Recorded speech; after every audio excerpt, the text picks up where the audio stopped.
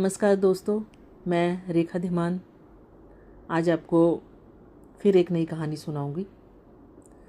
कहानियाँ पढ़ने की आदत भी सबको डालनी चाहिए। इससे जो पठनाभ्यास रीडिंग प्रैक्टिस होती है, तो जो मेरे भी आदत में है कि मैं ये कहानियाँ पढ़ती रहती हूँ और जो अच्छी लगती है फिर मैं वो आप तक पहुँचाती हूँ। और मेरा मकसद, मेरा उद्देश्य यही है कि सब हिंदी भाषा की तरफ अग्रसर हों। पुराने जितने भी हमारे साहित्यकार हैं उनका कहानियों का पठन सभी करें। अगर आप अपने घर में अपने बच्चों को याद डाल सकते हो तो बहुत ही बेहतर होगा। तो आज मैं जो कहानी पहले मैं पढ़ रही थी तो मेरे सामने आई भीष्म साहनी की कहानी चीफ की दावत। बहुत ही दिल को छू लेने वाली कहानी थी कि जब माँ बाप बूढ़े हो जाते हैं तो वो हमारे साथ जो बोलते हैं कि एक गैप हो जाता है, जनरेशन गैप जिसको बोलते हैं, तो हमें वो चीज़ों से दूर रहना है और बुढ़ापे में भी अपने माँ बाप की, अपने पेरेंट्स की देखभाल करनी है और अपने फ़ायदे के लिए या उनको उनका प्रयोग नहीं करना है। तो ये कहानी आप जब सुनेंगे तो आपको, मैं उम्मीद करती हूँ, बहुत पसंद आएगी और आप अपने व्यवहार में भी बदलाव लाएंगे। तो आज की कहानी है चीफ की दावत, जो भीष्म साहनी हिंदी साहित्यकार हैं, उन्होंने लिखी हुई है। आज मिस्टर श्यामनाथ के घर चीफ की दावत थी। श्यामनाथ और उसकी पत्नी को पसीना पहुँचने की फुर्सत न थी। पत्नी ड्रेसिंग गाउन पहने, उलझे हुए बालों का जूड़ा बनाए, मुंह पर फैली हुई सुर्खी और पाउडर को मले, और मिस्टर श्यामनाथ सिगरेट पर सिगरेट फूंकते हुए, चीज़ों को फहरिस्त से रखते एक कमरे से दूसरे कमरे में आ जा रहे थे। आखिर 5 बजते बजते तैयारी मुकम्मल होने लगी। कुर्सियाँ, मेज़, तिपाइयाँ, नैपकिन, फूल सब बरामदे में पहुंच गए। ड्रिंक का इंतज़ाम बैठक में किया गया। अब घर का फालतू सामान अलमारियों के पीछे और पलंगों के नीचे छिपाया जाने लगा। तभी श्यामनाथ के सामने सहसा एक अड़चन खड़ी हो गई। माँ का क्या होगा? इस बात की ओर न उनका और न ही उनकी कुशल गृहिणी का ध्यान गया था। मिस्टर श्यामनाथ श्रीमती की ओर घूम कर बोले, माँ का क्या होगा? श्रीमती काम करते करते ठहर गई और थोड़ी देर तक सोचने के बाद बोली, इन्हें पिछवाड़े की सहेली के घर भेज दो। रात भर बेशक वहीं रहें, कल आ जाएं। श्यामनाथ सिगरेट मुंह में रखे सिकुड़ी आंखों से श्रीमती के चेहरे की ओर देखते हुए पल भर सोचते रहे। फिर सिर हिलाकर बोले, नहीं, मैं नहीं चाहता कि उस बुढ़िया का आना जाना यहाँ फिर से शुरू हो। पहले ही बड़ी मुश्किल से बंद किया था। माँ से कहेंगे कि जल्दी से ही खाना खा ले और शाम को अपनी ही कोठरी में चली जाए। मेहमान कहीं 8 बजे आएंगे, इससे पहले ही अपने काम से निपट ले। सुझाव ठीक था, दोनों को पसंद आया।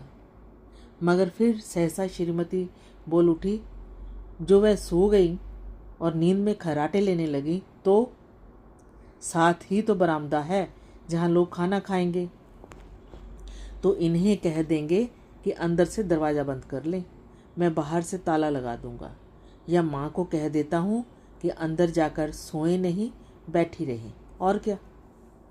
और जो सो गई तो डिनर का क्या मालूम कब तक चले, 11-12 बजे तक तो तुम ड्रिंक ही करते रहते हो।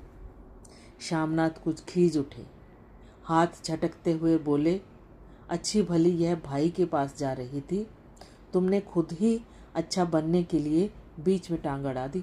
वाह, तुम माँ और बेटे की बातों में मैं क्यों बुरी बनूं? तुम जानो और वह जाने। फिर श्यामनाथ चुप रहे। यह मौका बहस का न था, समस्या का हल ढूंढने का था। उन्होंने घूमकर माँ की कोठरी की ओर देखा। कोठरी का दरवाज़ा बरामदे में खुलता था। बरामदे की ओर देखते हुए झट से बोले, मैंने सोच लिया है। और उन्हीं कदमों माँ की कोठरी के बाहर जाकर खड़े हुए। माँ दीवार के साथ एक चौकी पर बैठी दुपट्टे में मुंह सिर लपेटे माला जप रही थी। सुबह से तैयारी होते देखते हुए माँ का भी दिल धड़क रहा था। बेटे के दफ्तर का बड़ा साहब घर आ रहा है, सारा काम सुबीते से चल जाए। माँ, आज तुम खाना जल्दी खा लेना, मेहमान लोग 7:30 बजे आ जाएंगे। माँ ने धीरे से मुंह पर दुपट्टा हटाया और बेटे को देखते हुए कहा, आज मुझे खाना नहीं खाना है। बेटा, तुम तो जानते हो मांस मछली बने तो मैं कुछ नहीं खाती।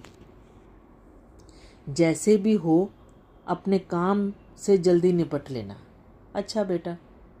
और माँ, हम लोग पहले बैठक में बैठेंगे, उतनी देर तुम यहाँ बरामदे में बैठना। फिर जब हम यहाँ आ जाएं तो तुम गुसल खाने के रास्ते बैठक में चली जाना। माँ अवाक बेटे का चेहरा दिखने लगी, फिर धीरे से बोली, अच्छा बेटा। और माँ, आज जल्दी सो नहीं जाना, तुम्हारे खर्राटों की आवाज़ दूर तक जाती है। माँ लज्जित सी आवाज़ में बोली, क्या करूँ बेटा, मेरे बस की बात नहीं है। जब से बीमारी से उठी हूँ नाक से सांस नहीं ले सकती। मिस्टर श्यामनाथ ने इंतज़ाम तो कर दिया, फिर भी उनकी उधेड़ बुन ख़त्म नहीं हुई।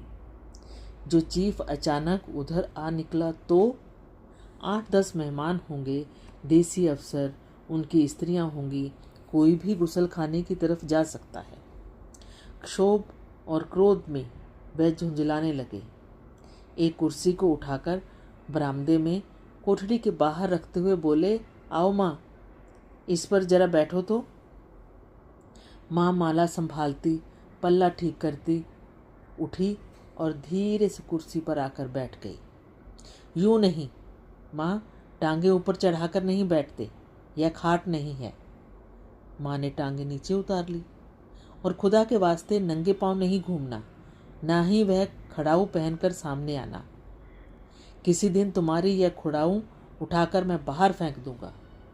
माँ चुप रही। कपड़े कौन से पहनोगी माँ? जो है वही पहनूंगी बेटा, जो कहो पहन लूं। मिस्टर श्यामनाथ सिगरेट मुंह में रखे, फिर अधखुली आंखों से माँ की ओर देखने लगे और माँ के कपड़ों की सोचने लगे। श्यामनाथ हर बात में तरतीब चाहते थे। घर का सब संचालन उनके अपने हाथ में था। खूंटियाँ कमरे में कहाँ लगाई जाएं, बिस्तर कहाँ बिछें, किस रंग के पर्दे लगाएं, श्रीमती जी कौन सी साड़ी पहने, मेज़ किस साइज़ की हो। श्यामनाथ को चिंता थी कि अगर चीफ का साक्षात माँ से मिलन हो गया तो कहीं लज्जित न होना पड़े। माँ को सिर से पैर तक देखते हुए बोले, तुम सफ़ेद कमीज और सफ़ेद सलवार पहन लो माँ, पहन के आओ तो जरा देखूं। माँ धीरे से उठी और अपनी कोठरी के कपड़े पहनने चली गई। यह माँ का झमेला ही रहेगा। उन्होंने फिर अंग्रेजी में अपनी स्त्री से कहा, कोई ढंग की बात हो तो कोई और कोई कहे। अगर कहीं कोई उल्टी सीधी बात हो गई, चीफ को बुरा लगा तो सारा मज़ा जाता रहेगा। माँ सफ़ेद कमीज़ और सफ़ेद सलवार पहनकर बाहर निकली।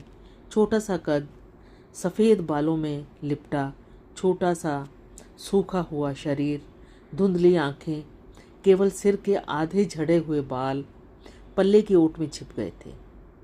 पहले से कुछ कम ही कुरूप नजर आ रही थी। चलो ठीक है, कोई चूड़ियाँ वूड़ियाँ हो तो वह भी पहन लो, कोई हर्ज नहीं। चूड़ियाँ कहाँ से लाऊं बेटा, तुम तो जानते हो सब जेवर तुम्हारी पढ़ाई में बिक गए।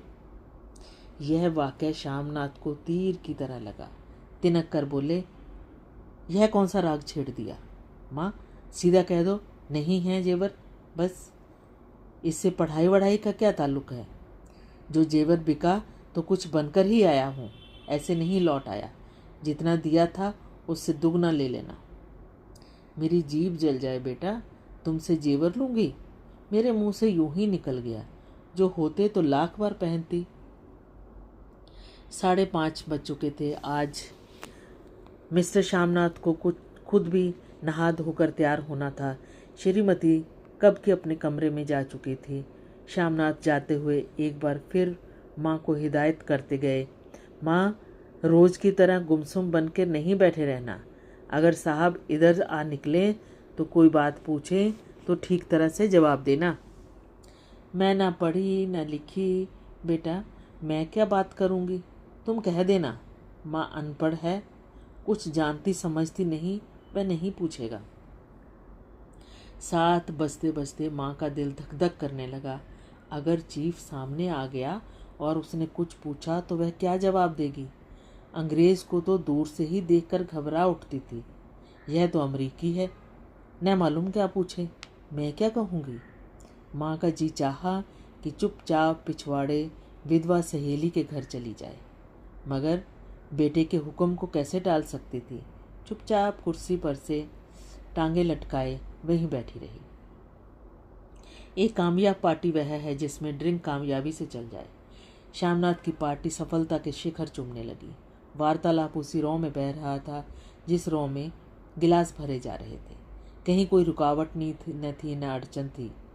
साहब को विस्की पसंद आई थी, मेम साहब को पर्दे पसंद आए थे, सोफ़ा कवर का डिज़ाइन पसंद आया था, कमरे की सजावट पसंद आई थी।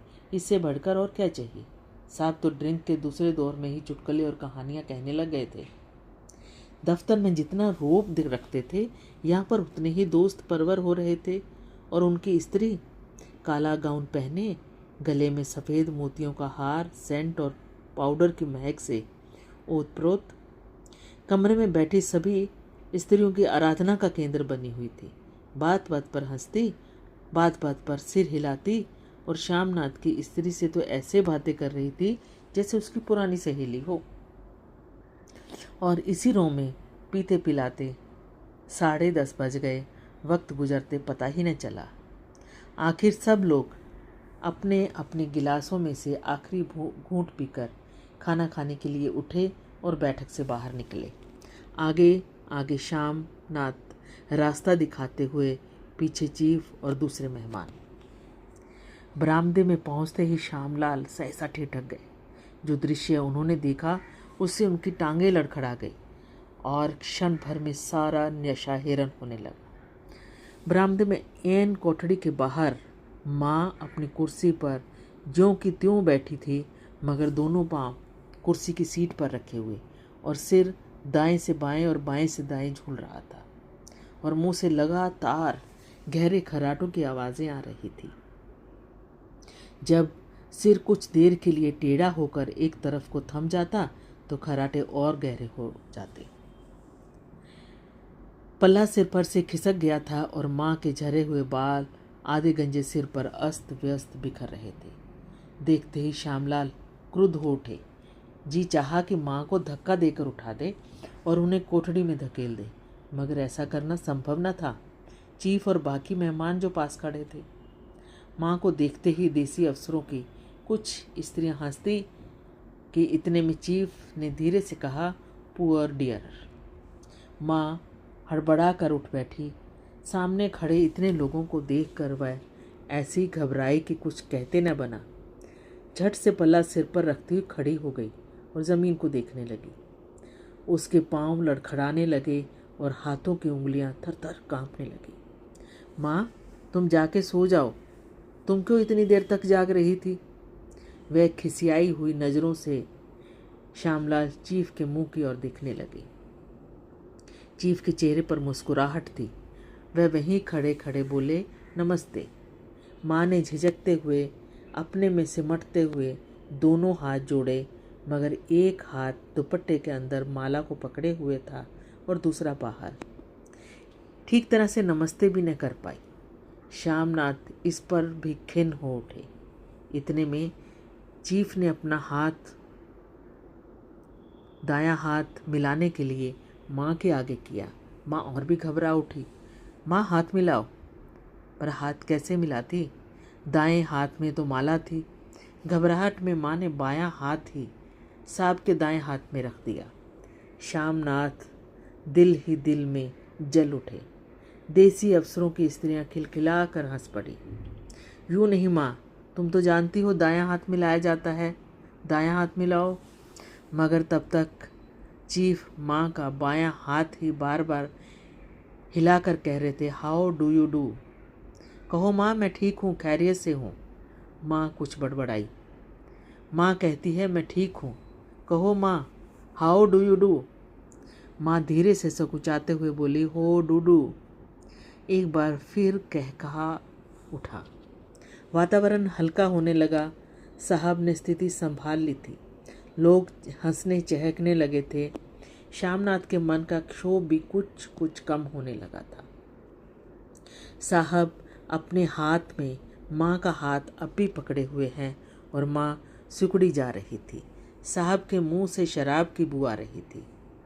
श्यामनाथ अंग्रेजी में बोले, मेरी माँ गांव की रहने वाली है, उम्र भर गांव में रही है, इसलिए आपसे लज्जाती है। साहब इस पर खुश नजर आए। बोले, सच? मुझे गांव के लोग बहुत पसंद हैं।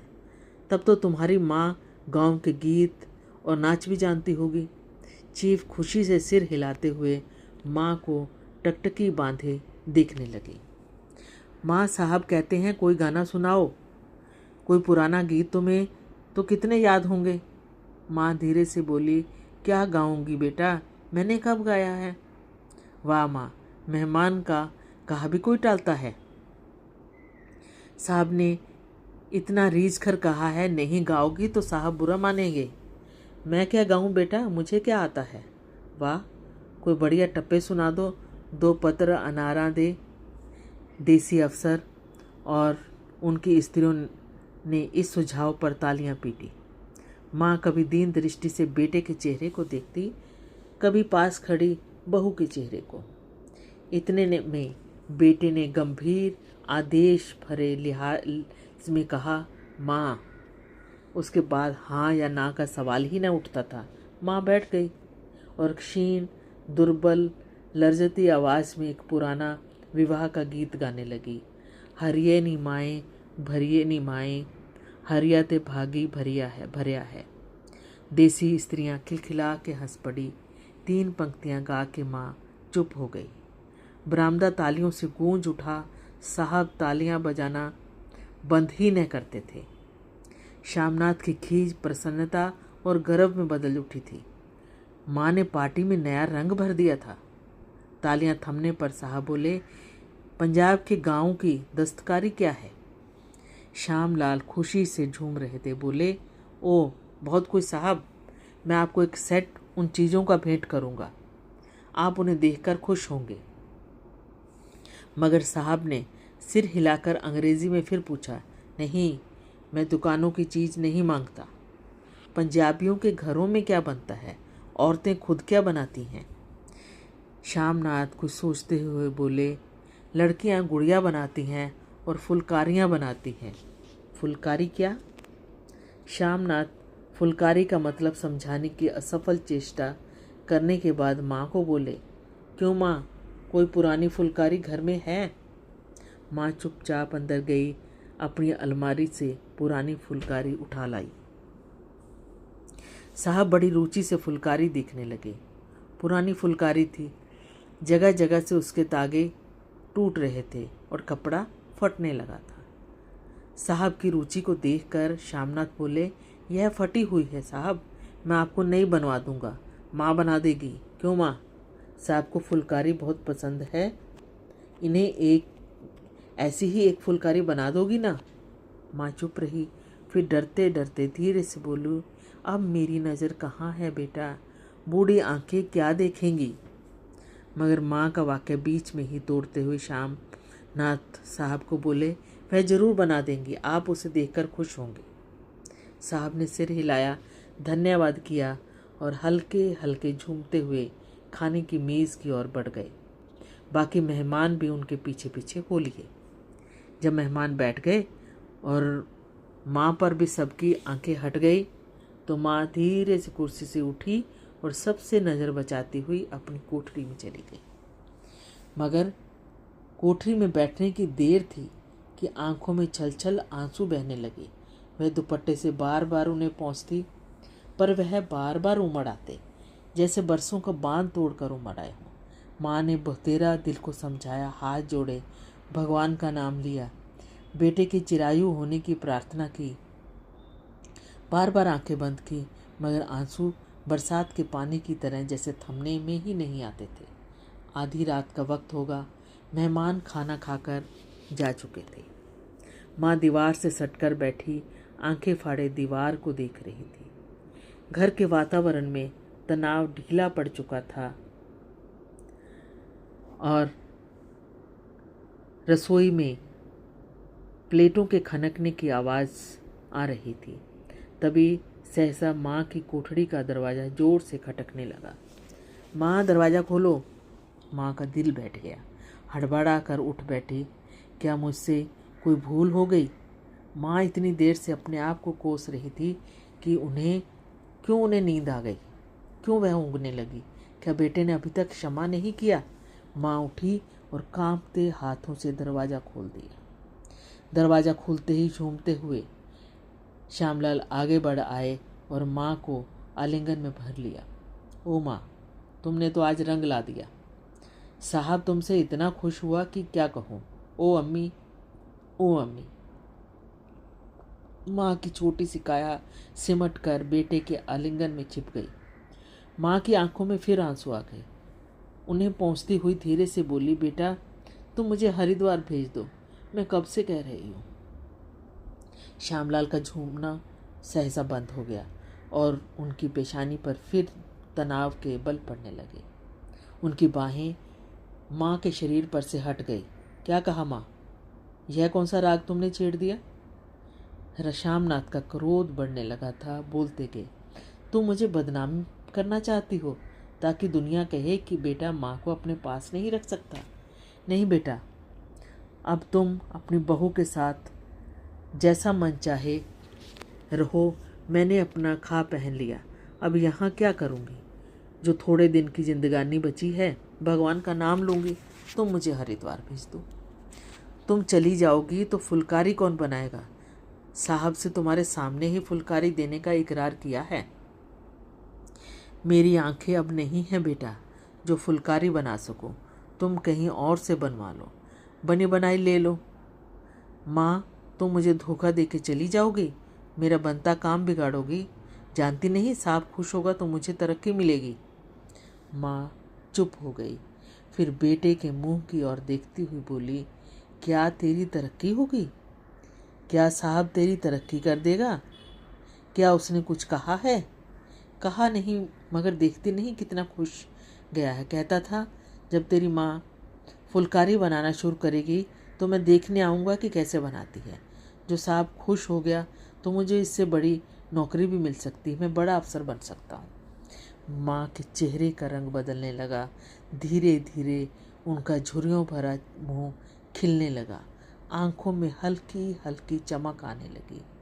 तो तेरी तरक्की होगी बेटा, तरक्की यूं ही हो जाएगी। साहब को खुश रखूँगा तो कुछ करूँगा, वरना उनकी खिदमत करने वाले और थोड़े हैं।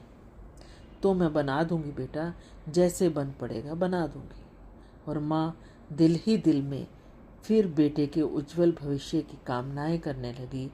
और मिस्टर श्यामनाथ, अब सो जाओ माँ, कहते हुए तनिक लड़खड़ाते हुए अपने कमरे की ओर घूम गए। दोस्तों, ये कहानी आपको कैसी लगी? और उम्मीद करती हूँ बहुत अच्छी लगी होगी। इस कहानी को आप अपने दोस्तों, परिवार वालों के साथ शेयर करिए। और जिसने इस चैनल को सब्सक्राइब नहीं किया हुआ वो भी प्लीज़ कर लें, ताकि आपको सभी वीडियोस, कहानियाँ और दूसरा भी जो भी हिंदी से संबंधित जानकारी है आप तक शीघ्र पहुंचती रहेगी। धन्यवाद।